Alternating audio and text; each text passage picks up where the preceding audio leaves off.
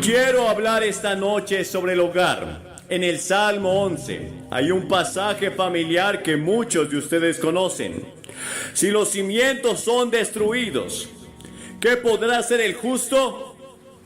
Si se destruyen los cimientos. Y el fundamento de cualquier sociedad es el hogar. Y luego un versículo que lo acompaña, el Salmo 82. Estas palabras: no saben ni entienden, caminan en tinieblas. Todos los fundamentos del mundo están fuera de su curso. ¿Acaso no se parece a nuestros días? Todos los cimientos de la tierra están fuera de su curso y caminamos en oscuridad. Estamos tropezando. Jesús dijo: yo soy la luz del mundo, y Él puede traer la luz. Ahora, hay alguien con quien he tenido el privilegio de compartir casi 42 años. Ella es la madre de mis 5 hijos. Ella es la abuela de mis 16 nietos. Ella está en la plataforma.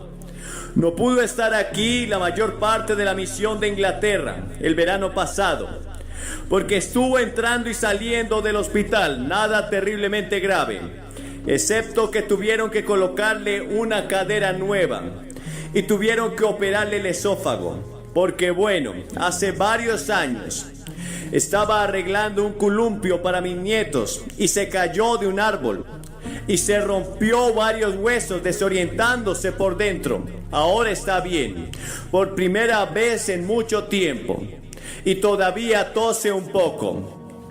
Le pregunté si diría una palabra y está un poco nerviosa por la posibilidad de toser, y si lo hace, espere.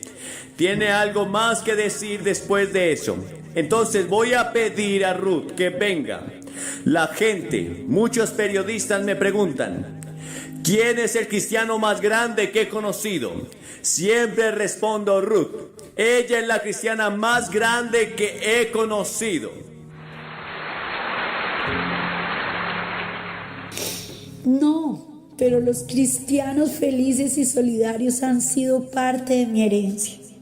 En 1916, mis padres aterrizaron en Shanghái, China, y pasaron los siguientes 25 años de su vida sirviendo al pueblo de China como médicos misioneros.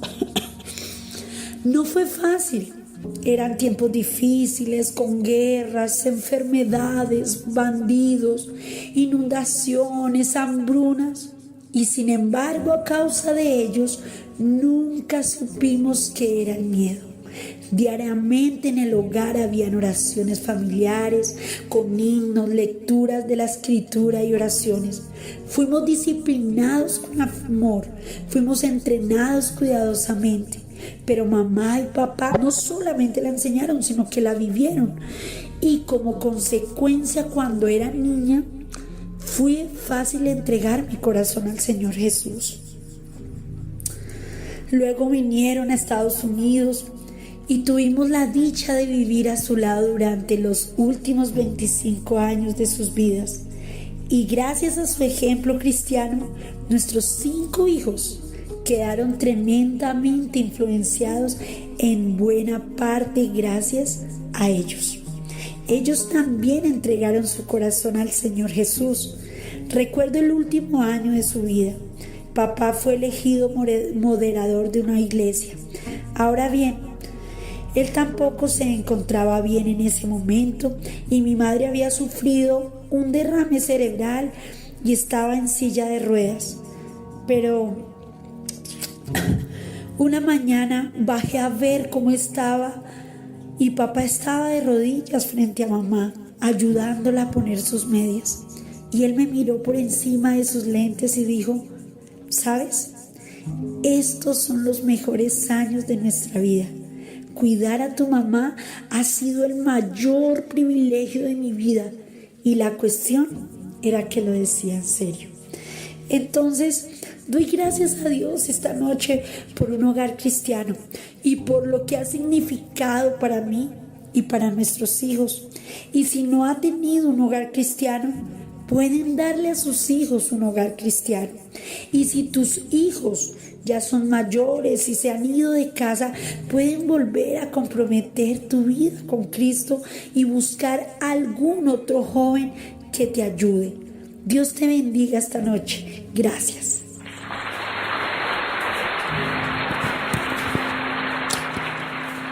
Es la primera vez que habla en al menos 18 meses y se lo agradezco mucho.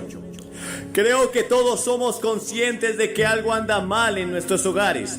Alguien ha dicho que todas las bodas son felices, es la convivencia posterior lo que causa todos los problemas. Y hay algo de verdad en eso. Un psicólogo estadounidense dice: el matrimonio es un infierno silencioso para aproximadamente la mitad de las parejas estadounidenses. Ahora, ¿qué está pasando? ¿Se puede revertir la marea? Porque lo mismo podría decirse tal vez del Reino Unido, de Irlanda, o de cualquier gente que esté mirando o escuchando. Y quiero hacerles esta pregunta sobre la escritura que leímos. ¿Su casa está construida sobre una base sólida? ¿Lo es? Cuando lleguen inundaciones de tristeza, o todas las tentaciones, o todas las adversidades de guerra, muerte, juicio, ¿se mantendrá su hogar en pie? ¿Está en una base sólida? Los investigadores sociales están descubriendo que en los tiempos de estrés, en lugar de unir a las familias, muchos cónyuges les resulta más fácil huir de la lucha. Con las emociones abrumadoras que generan las tragedias familiares, prefieren huir. Una de nuestras familias más famosas se vio involucrada en una terrible tragedia hace unos años. Su hija fue secuestrada. Se mantuvieron unidos, oraban juntos, trabajaron juntos, pagaron miles de dólares y finalmente ella fue rescatada. Después de aproximadamente unos 2 años, pero poco después de que ella regresara a casa, se divorciaron. Las emociones, el estrés, la tensión fueron demasiado grandes para esa familia y se rompió. Ahora el apóstol Pablo estaba ministrando en Corinto, que era una ciudad hedonista, una ciudad pagana, una ciudad inmoral. Y él dijo esto: cada uno mire cómo edifica, porque nadie puede construir otro fundamento que el que ya está puesto, que es Jesucristo. Si construye su hogar sobre Jesucristo, los problemas del hogar disminuirán mucho y es posible que los problemas del divorcio nunca lleguen. En una encuesta realizada en los Estados Unidos, descubrimos que cuando en un hogar hay lectura de la Biblia, oración y asistencia a la iglesia, solo tenemos un divorcio de cada 300 matrimonios. Pero el promedio nacional es casi 1 de cada 2. Eso es lo que indica que si edificamos sobre Cristo, esa es la respuesta al quebrantamiento del hogar hoy. Ahora bien, Cristo nació en un hogar terrenal. Vivió bajo disciplina de sus padres. Su primer milagro se realizó en una ceremonia nupcial. El padre de Cristo murió cuando él era joven todavía. No se menciona en las escrituras después de 12 años de edad que tenía Jesús. Entonces tal vez Jesucristo, siendo el hijo mayor, era el sostén de la familia, no lo sé. Pero él conocía todos los problemas del hogar. Y una de sus bendiciones favoritas era entrar en una casa. La paz sea con esta casa. Y Jesús dijo que la entrada a la familia espiritual es como la entrada a una familia doméstica. Es por el nacimiento. Dijo que debes nacer de arriba. Debes nacer de nuevo. Nacer de la familia de Dios. Naciste en la familia actual en la que vives o en otra familia, pero también debes nacer en la familia de Dios si quieres llegar al cielo. Si quieres que tus pecados sean perdonados, si quieres saber que tienes vida eterna, debes nacer en la familia de Dios por el arrepentimiento de tus pecados y recibirlo por la fe. Ahora bien, Jesucristo abogó por la salvación del hogar. A Zaqueo le dijo: hoy ha llegado la salvación a tu casa. Y cada vez que sanaba o salvaba a alguien, su primera preocupación era que regresara a su casa y le contara a su familia. Algunos quisieron seguirlo desde ese día, pero él dijo: no, ve y díselo a tu familia, vuelve y díselo a tu comunidad, ve y díselo a los demás. Para el hombre poseído por el demonio restaurado, su orden fue: vuelve a tu casa y muestra cuán grandes cosas ha hecho Dios por ti. Y tal vez algunos de ustedes aquí esta noche, simplemente embarcándose en su vida matrimonial juntos, tal vez estén aquí en una luna de miel. No podrían darse un mejor regalo. No podrían darse un mejor regalo de bodas que el que se hizo una pareja joven la otra noche aquí en este estadio. Se acababan de casar y lo primero que hicieron fue venir al estadio. Se presentaron y entregaron juntos sus vidas a Cristo y dijeron: queremos comenzar nuestra vida matrimonial con Cristo. Eso podría pasar esta noche. Quizás hayas estado casado 20 años, 30, 10, lo que sea, pero nunca lo has hecho. Ahora es el tiempo, es el momento. Recuerde, Dios realizó el primer matrimonio. Adán y Eva tuvieron un matrimonio ideal. Adán no necesitaba oír de todos los hombres con que Eva podría haberse casado, y ella no necesitaba oír hablar de la forma en que cocinaba a su madre. Si hacemos caso omiso de las sugerencias y las normas de Dios para el hogar, corremos el peligro de terminar como un verdadero fracaso. Sin embargo, muchas personas se muestran reacias a asumir un compromiso. El amor físico no es suficiente. Es el compromiso el que traspasa los momentos difíciles. Cuando te casas, te comprometes de por vida. Es el compromiso lo que nos ha mantenido unidos a Ruth y a mí en momentos de estrés, de tensión o dificultad. No pensaríamos en separarnos o divorciarnos sin importar cuál fuera el problema. Tal vez ella sí, yo nunca lo sé. Una vez le dijo a alguien que había pensado en asesinar, pero no en divorciarse. Ahora bien, otra piedra angular del éxito en el hogar y en el matrimonio es el ejercicio espiritual, la oración, la lectura de la Biblia, el compañerismo con otros creyentes. En Deuteronomios capítulo 6 dice: y estas palabras que yo te mando hoy estarán en tu corazón, y con diligencia las enseñarás a tus hijos. ¿Das las gracias en la comida? ¿Oras durante la comida? ¿Tienes oración en tu hogar? ¿Alguna vez usted y su esposa leen la Biblia juntos? Y luego, en tercer lugar, un hogar exitoso debe basarse en un esposo y padre dedicado. Como ya dijimos hace un momento, escuché acerca de un clérigo antes de que nacieran los niños, que escribió un artículo sobre los 10 mandamientos para criar a los niños. Después de tener el primer hijo, escribió un artículo cambiando el título y dijo: 10 sugerencias sobre cómo criar hijos. Después del tercer hijo, escribió 10 consejos sobre cómo criar hijos. Después del quinto hijo, no volvió a escribir. Ahora bien, yo solía ser muy autoritario sobre cómo criar hijos, hasta que tuvimos 5 y dejé que mi esposa se hiciera cargo de eso. E hizo un trabajo fantástico. Déjame decirte, es una gran responsabilidad. Cuando un hombre ama a su esposa como Cristo amó a la iglesia, es fácil para la esposa someterse al marido. La imagen aquí no es la de un poderoso potentado sentado en el trono y gobernando a sus súbditos con una mano de hierro.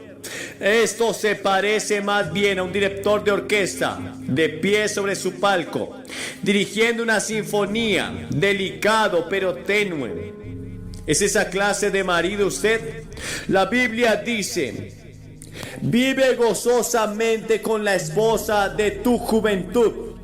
No dice: sal y búscate una mujer más joven. Dice: vive con esa esposa de tu juventud, con la que te casaste cuando eras joven. Debes ser fiel. ¿Cuántos hombres llegan a los 40, 50, 60 años y quieren demostrar su virilidad y salir a buscar algo joven? Eso no es compromiso. Eso es un pecado contra Dios. Leí un artículo en un periódico en el que se hablaba de varias películas recientes que abordan el adulterio como una experiencia de crecimiento positivo. Nunca creas algo así.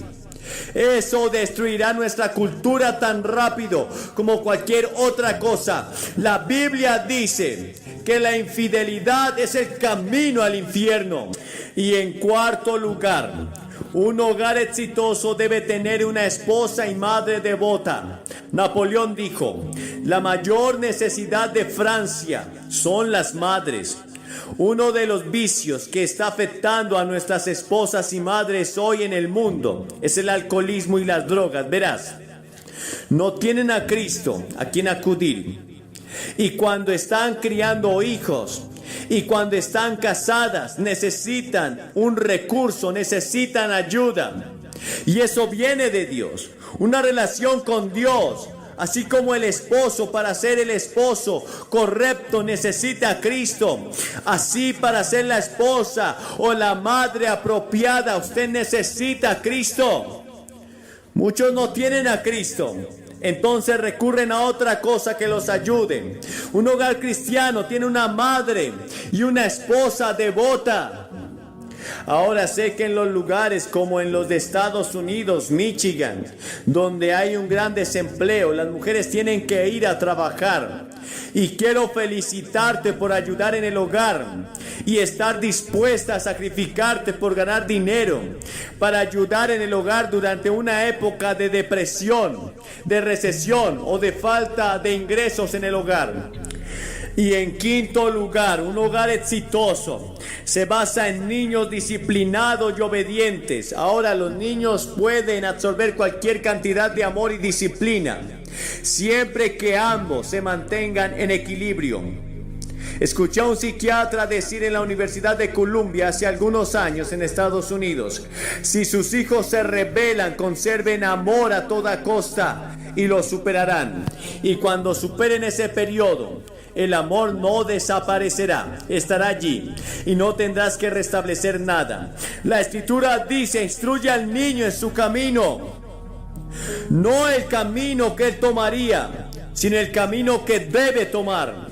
Y debemos hacerlo dando ejemplo de amor y disciplina juntos y en equilibrio entre nosotros. Y cuando seas viejo, dice la Escritura, no se irá, no se apartará del Señor. Él volverá algún día como el hijo pródigo. El padre nunca dejó de amar a ese hijo hasta que regresó. Tu hijo, tu hija volverán si los has formado correctamente cuando eran niños y has vivido el ejemplo de Cristo delante de ellos. Pero si no has vivido un ejemplo delante de ellos, no esperes que Dios haga grandes milagros. Podría hacerlo, como les mostré en un momento, aquí mismo, lo que está haciendo en algunas familias en este momento. Tus responsabilidades sociales y domésticas hacen que tu respuesta individual a Cristo sea mucho más significativa. Por otro lado, Si estás aquí, comparte o toda tu familia esta noche. Y el Señor te dice, como invitó a Noé, entra tú y tu casa en el arca. La Escritura dice, ven. Marido y mujer se acercan juntos, padre e hijo vengan juntos, hijos y madres vengan juntos, quien quiera que seas. Si escuchas la suave y apacible voz de Dios en tu interior impulsándote y diciendo, este es el camino, ande por él. Venga con su familia o vengan solos, pero no se marche de aquí hasta reconocer que Cristo es su Señor. Debido a que no puede ser el tipo correcto de esposo o padre, no puede ser el tipo correcto de madre o esposa o hijo en el hogar sin Cristo. Y una vez que hayas escuchado el mensaje, como lo has escuchado esta noche, tu responsabilidad es tan grande porque Él dice, ahora es el tiempo aceptable, hoy es el día de salvación. El que endurece su corazón siendo reprendido muchas veces será cortado repentinamente y sin remedio. Y ahora quiero leerle una carta que dice así: querido Dr. Graham, tuve que escribirte una carta para contarte lo que había estado pasando desde hace un año. Hace un año estaba firmando mis papeles de divorcio. Mi esposo era un minero que estaba en huelga. Mis hijos estaban hechos pedazos, hechos jirones a causa de todos mis pecados y habían llegado a la delincuencia y a las drogas y al alcoholismo. Mi hija estaba terminando la universidad, pero no encontraba trabajo y estaba totalmente desmoronada. Todo estaba siendo destruido en mi vida. Durante muchos años practiqué el ocultismo. Leí las cartas de la fortuna e iba camino al infierno hasta que finalmente lo encontré con la destrucción de mi hogar. Pero un día mi esposo vio pasar un autobús con un letrero que decía, este es Billy Graham y vale la pena escuchar el mensaje de Jesucristo. Él lo ignoró por algún tiempo, pero de repente ese autobús seguía pasando por el lugar donde mi esposo trabajaba, hasta que él no pudo resistirlo. Él fue a una cruzada y aceptó a Jesús en su corazón. Luego me llevó a mí. Yo estaba tan irritada, no podía creer lo que estaba haciendo.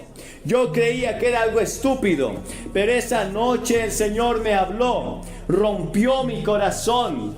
Él habló a mi vida y entró en mi corazón, nací de nuevo. Fuimos todos bautizados.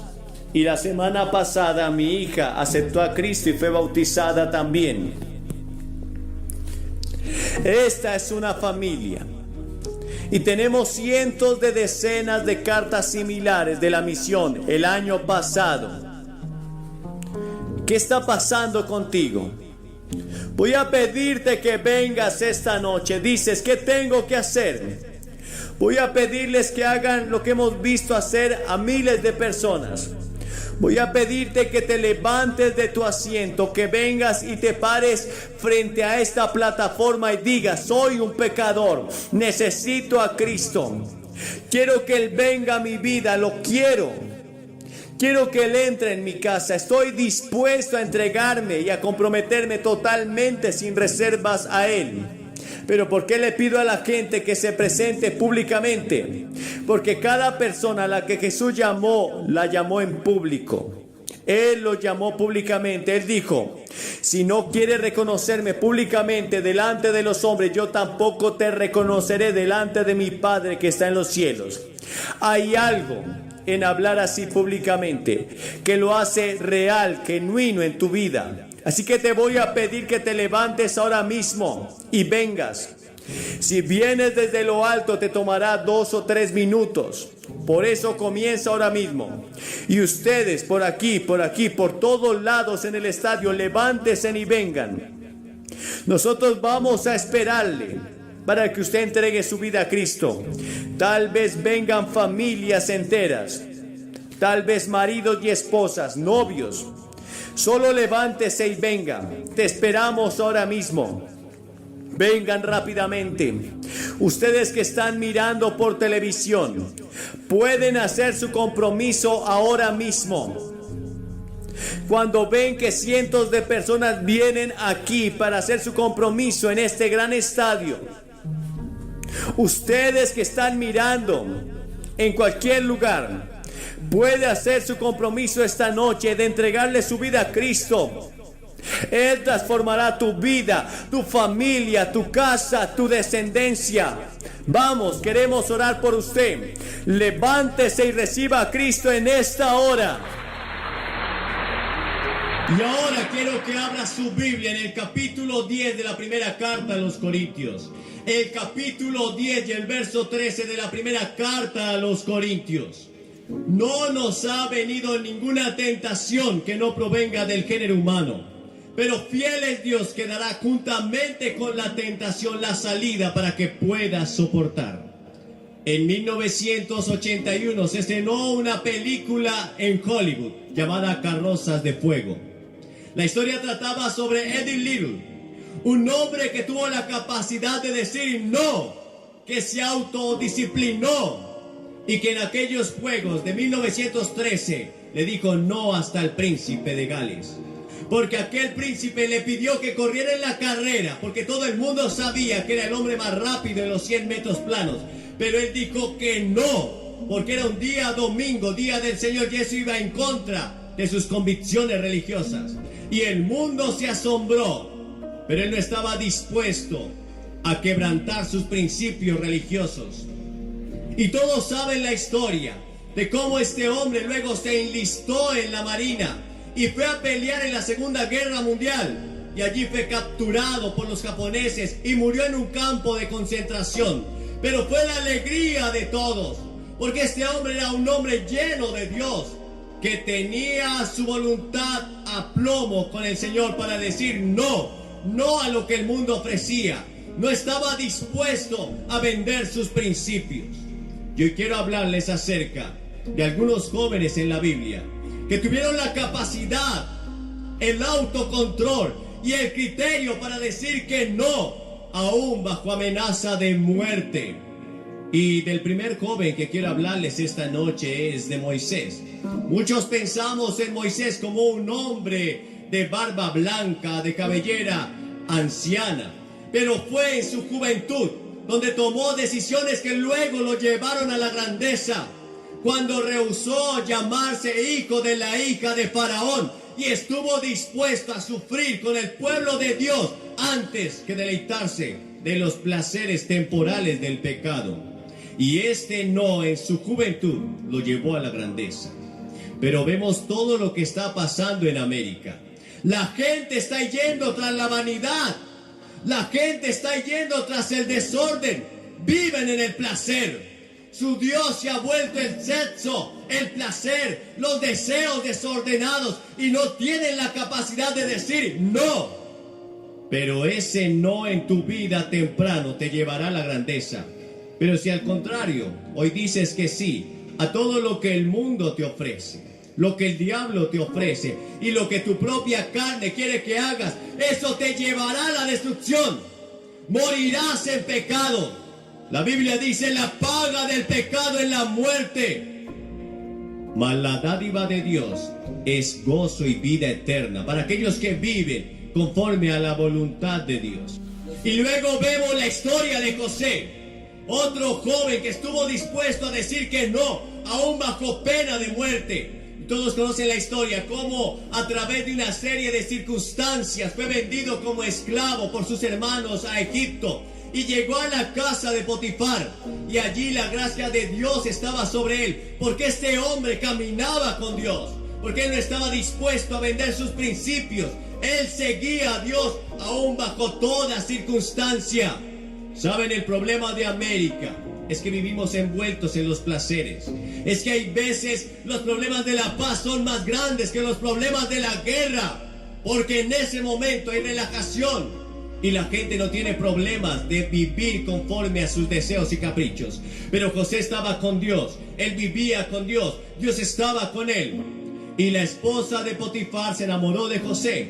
Él era un joven apuesto, un hombre de un buen semblante. La gracia de Dios estaba sobre él y Dios hacía florecer todo lo que José tocaba. Y esto produjo en la mujer de Potifar que se enamorara de él y lo fue seduciendo. José era un hombre como tú, como yo, sentía igual que tú y yo. Pero él dijo no a sus deseos.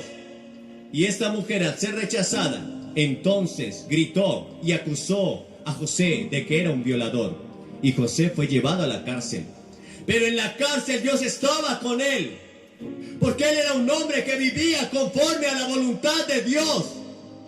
No se parece mucho a los jóvenes de hoy en día, que quieren vivir solamente gritando paz y amor, pero no quieren vivir disciplinados.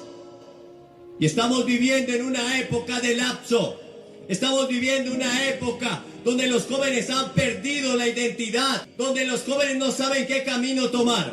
Pero no José. José estaba dispuesto a vivir para Dios, aún en las peores circunstancias. Y a través de una serie de circunstancias que precedieron a estos eventos, José fue elegido gobernador de Egipto, porque un día estuvo dispuesto a decir no. Y aquellos que se disciplinan, que viven para Dios, que buscan la voluntad de Dios, Dios los recompensará y los llevará a nuevos niveles de gloria que ellos nunca esperaban. Luego quiero que vean la historia de Daniel. Daniel fue un joven que vivió en el tiempo de Nabucodonosor.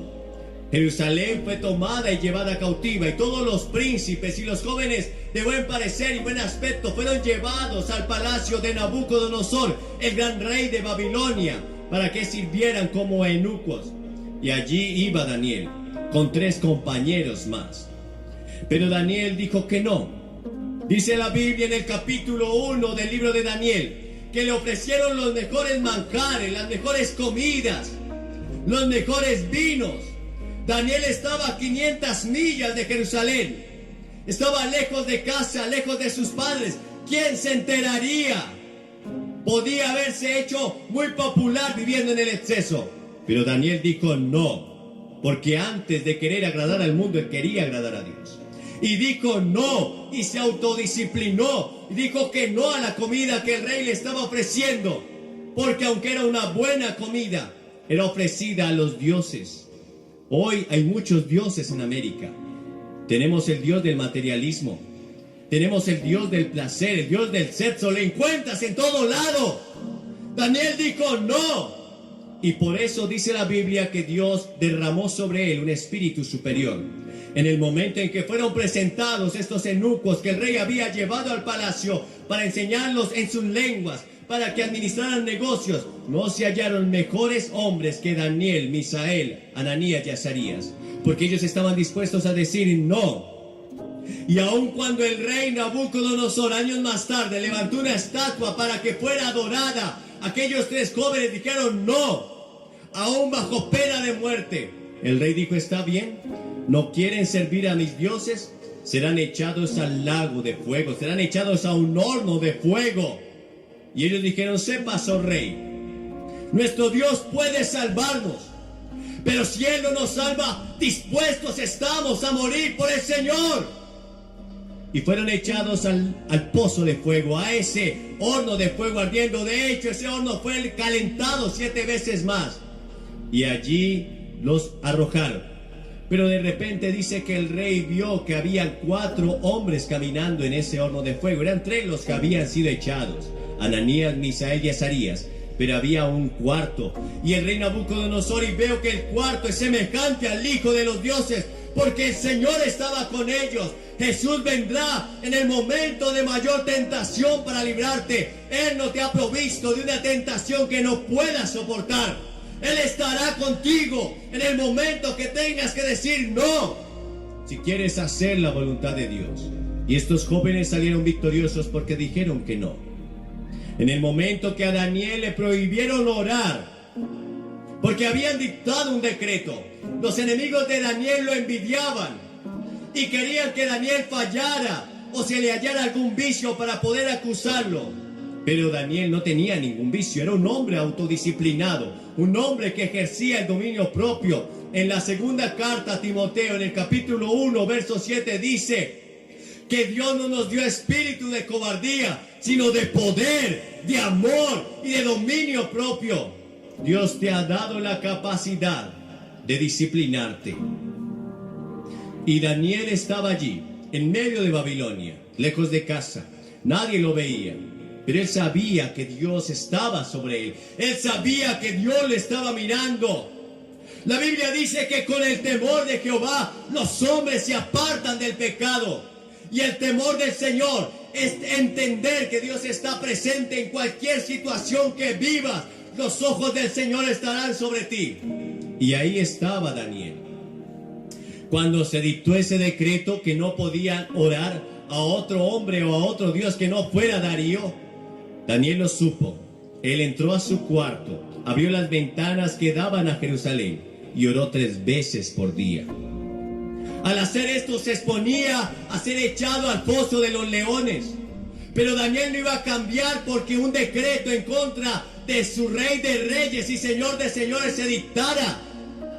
La única forma en que tú y yo tenemos la oportunidad de no someternos a la ley humana es cuando esas leyes se interponen entre tú y Dios, entre la ley de tu Dios y la ley del mundo. Es la única forma en que podemos desobedecer las leyes humanas. Así como aquellas parteras que un día dijeron no al decreto del rey de echar los primogénitos al río para que los tragaran los cocodrilos. Ellas temieron a Jehová y no obedecieron las leyes del hombre.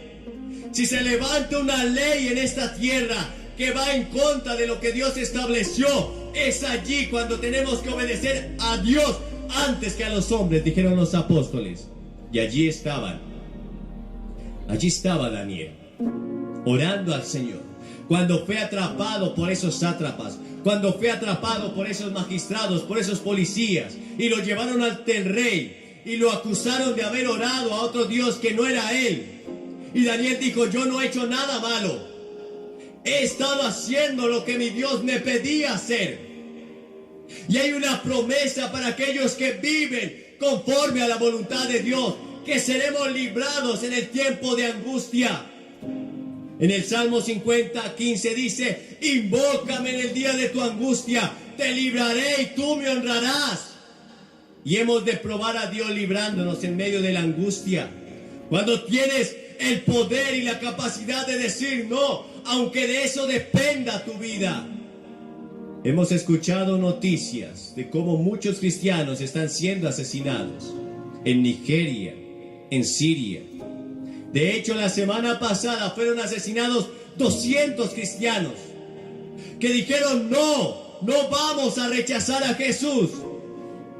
Cuando ponían un arma en sus cabezas y les decían solo tienes que negar a Cristo, solo tienes que confesar a otro Dios para que esto te lleve a vivir, ellos dijeron no, moriremos por el Señor. Y hoy vemos cómo la gente se está yendo tras los dioses falsos en América y en aquellas partes en el mundo donde ser cristiano es casi popular. Pero eso cambiará. La persecución vendrá. Y Daniel fue echado al foso de los leones. Pero cuando estaba allí en el foso de los leones, el Señor envió un ángel para cerrar la boca de los leones. A la mañana siguiente, cuando el rey Darío vino ante el foso para preguntar, ¿qué pasó contigo, Daniel? Daniel dijo, el Señor Dios a quien yo sirvo, Él me ha librado y Él te librará.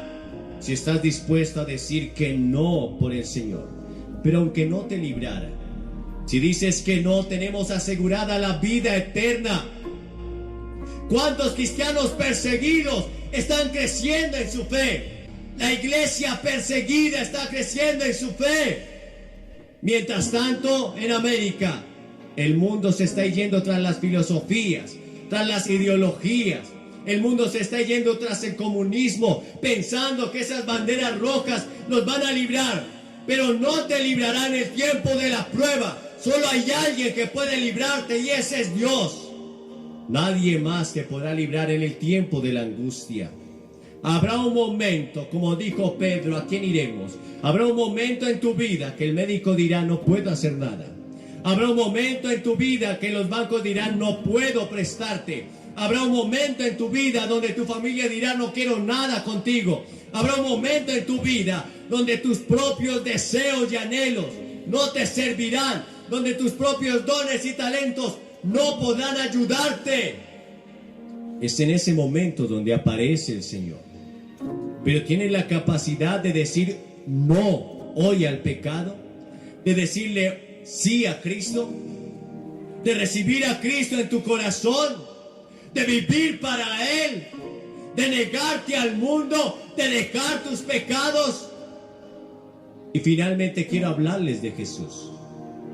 Jesús fue tentado por Satanás. En el capítulo 4 de Mateo leemos cómo Satanás vino a tentarle.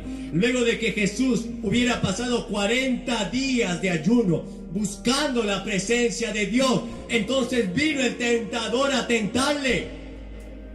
Y en ese tiempo de tentación, solo Jesús utilizó un arma. Y es el única arma que tenemos cuando somos tentados. Y es la palabra de Dios. En el libro o en la carta de Hebreos, el capítulo 4 y el verso 12 dice: porque la palabra de Dios es viva y eficaz, y es más cortante que toda espada de 2 filos, que penetra hasta partir el alma y discierne las intenciones y los pensamientos del corazón. Es por eso tan importante que tú memorices la palabra. Debes leer la palabra para cuando venga la tentación puedas enfrentar a Satanás y él huya de ti. Sométase pues a Dios, soporten al diablo y él huirá de vosotros. Y lo primero que utilizó Satanás para tentar a Jesús fue los instintos naturales. Él apeló a los instintos naturales de Jesús. Jesús era tan humano como tú y yo. Él sentía hambre, él sentía sueño, él se cansaba, él tenía mal aliento. Él era tan hombre como tú y yo, y tan Dios como el Señor que está en el trono, el que vive y reina para siempre. Pero después de 40 días, él tenía hambre. Así que Satanás vino y le dijo: si tú eres el Hijo de Dios, dile a estas piedras que se conviertan en pan. El instinto y el deseo de Jesús era humano. Seguramente al escuchar la palabra pan, sus deseos afloraron, sus instintos naturales tomaron vida y fuerza. Y aunque ese deseo era natural, sin embargo la manera de satisfacerlo no lo era, no era legal. Estaba bien sentir hambre, era un deseo natural. Está bien que tú sientas hambre, está bien que tú tengas ganas de tener sexo, pero la manera en que tú satisfaces esos deseos es lo que está bien o mal. El sexo fue dado dentro del matrimonio, pero cuando haces algo por fuera del matrimonio, cuando tienes y haces tu deseo realidad por fuera del matrimonio, eso está mal. Eso se llama fornicación. El sexo fue un regalo de Dios dentro del matrimonio. Y la familia que Dios creó es hecha solamente de un hombre biológico y una mujer biológica. Lo demás es abominación delante de los ojos de Dios. Y allí estaba Jesús, mirando esas piedras. Tenía el poder de convertirlas en pan. Pero no era lo que el Señor lo mandó a hacer. No era lo que su Padre le había encomendado a hacer. Oh, sí, la gente tiene hambre en el mundo. Podía solucionar el hambre del mundo, pero ese no era el propósito de Jesús en la tierra. Él vino a morir por ti en esa cruz. Él vino a salvarnos de nuestros pecados. Y Él, si Él hubiera cedido a esa tentación, tú y yo no tendríamos salvación. La gente debe entender que somos peregrinos en esta tierra. La gente debe entender que vamos de paso, camino hacia el cielo. Y ese camino se llama Jesús. No hay más caminos. El único camino es Jesús. Él es la puerta de la salvación. No hay otro camino. La religión no te puede salvar. La filosofía no te puede salvar. Solo Jesús tiene vida eterna para ti. Y Él la ofrece en esta hora. Y es gratis. La segunda tentación que el diablo le tendió a Jesús fue llevarlo sobre el pináculo del templo. Y le citó las escrituras en el Salmo 91:12. Le dijo: tírate del templo. y échate del templo, tírate abajo, porque vendrán los ángeles del Señor a tomarte en sus manos, y entonces todo el pueblo creerá.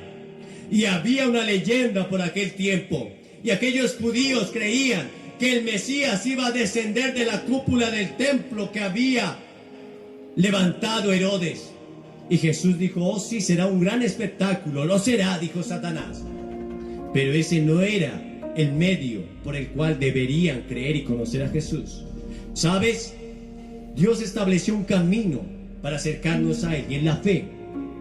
Hebreos 11:6 dice: pero sin fe es imposible agradar a Dios, porque es necesario que el que se acerca a Dios crea que le hay y que Él es galardonador de los que le buscan. Solo hay un camino para acercarnos a Dios, y es tu fe. Todo el mundo hubiera creído bajo ese gran espectáculo, los ángeles del Señor viniendo a tomar a Jesús para que no tropezara en piedra. Pero Dios estableció un camino para acercarnos a Él, y es tu fe. ¿Tienes tu fe puesta en Jesús? ¿Tienes tu fe puesta en Dios? Él dijo: tened fe en Dios. Tu fe debe estar puesta en Dios, no en lo positivo, no en las filosofías huecas, no en el sistema americano ni en la economía. Tu fe debe estar puesta en Jesús. Y luego la tercera tentación. Satanás lo llevó sobre un monte muy alto y le mostró todos los reinos de la tierra, la gran Babilonia, las grandes pirámides de Egipto. Le mostró la ciudad de Nueva York. Le mostró a China, a Francia, el imperio grecorromano. Podía ser el rey de todo. Y claro, del Señor es la tierra y su plenitud. Un día Él reinará sobre toda esta creación. Pero ese no era el medio. Satanás le dijo: arrodíllate solo una vez delante de mí, y todo esto te daré, porque a mí me ha sido entregado. ¿Saben? Eva y Adán perdieron el paraíso y fue entregado a Satanás. Le pertenecía. Satanás es el príncipe de este mundo. Él es el Dios de este siglo. Le estoy ofreciendo su reino. Pero Jesús dijo: no. Al Señor tu Dios adorarás, y solo a Él servirás. ¿Saben? Muchos le están sirviendo de balde al diablo, tan solo por nada. Jesús nos dijo que Él no tenía poder de dárselo. Pero al final todo vendrá a traer muerte y destrucción. Hoy tienes que tomar una decisión. Si dices no al pecado, no al mundo, no a los placeres que te está pidiendo tu cuerpo, si dices no a lo que te ofrece este tiempo, pero le dices sí al Señor, ¿has tomado tu decisión? Alguien dirá: ¿qué debo hacer? Tienes que hacer tres cosas. Primero, debes arrepentirte de tus pecados.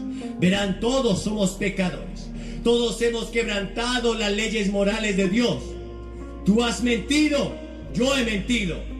Entonces eres un mentiroso, y los mentirosos no tendrán parte en el reino de Dios. Tú has mirado a una mujer con codicia, entonces eres adúltero de corazón, y te tendrás que enfrentar un día a un Dios que es santo, a un Dios que te juzgará por los 10 mandamientos. El día que te enfrentes ante ese Dios, serás culpable o inocente. Indudablemente seremos culpables, a menos que aceptes a Cristo.